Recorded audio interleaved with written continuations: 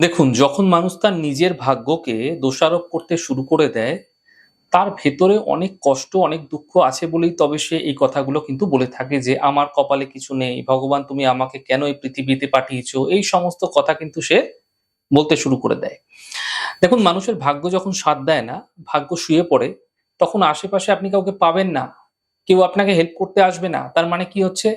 ভাগ্য আপনার ঘুমিয়ে পড়েছে, ভাগ্য আপনার শুয়ে পড়েছে। তাই সেই সময় আপনার নিজের ভাগ্যকে নিজেকেই কিন্তু জাগ্রত করে তুলতে হবে। কিভাবে করবেন? একটি চমৎকার উপায় আপনাদের জানাচ্ছি। খুব সহজ উপায়, খুব সুন্দর উপায়, খুব সাধারণ উপায়। আপনি যদি আপনার জীবনে সত্যিই কোনো পরিবর্তন চাইছেন, কোনো ভালো পরিবর্তন দেখতে চাইছেন, তাহলে ৪৩ দিন এই প্রক্রিয়া আপনাকে কিন্তু করতেই হবে। দেখুন, ধানতেরাসের দিন থেকে ৪৩ দিন যেকোনো সময়, সকালে হোক, বিকালে হোক, দুপুরে হোক, যখন হোক, যেকোনো সময় কোনো গোমাতাকে সাধ্যমতো আলু খাওয়ান।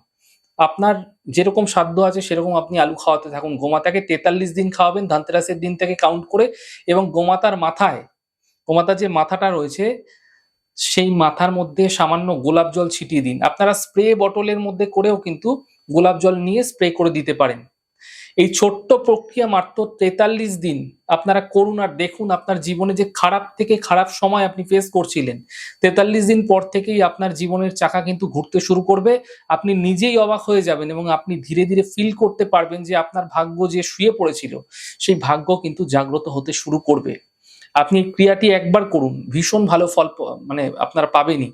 আপনার ভাগ্য আগের মতো তীব্র গতিতে ছুটতে শুরু করবে। তবে এই প্রক্রিয়াটি ধানতেরাসের দিন থেকে কিন্তু শুরু করতে হবে আপনাকে।